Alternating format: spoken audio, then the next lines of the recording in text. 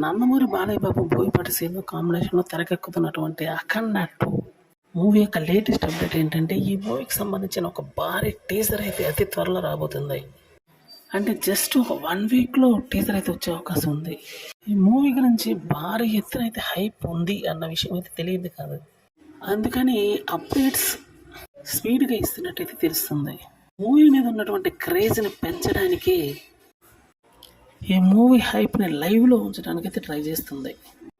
ఇది ఒక తిరుగులేని సెన్సేషనల్ న్యూస్ కానీ చెప్పుకోవాల్సి ఉంటుంది. మరి బాలయ్య బాబు అభిమానుల్లో మాత్రం ఉత్కంఠత అయితే చాలా ఎక్కువగానే ఉంది.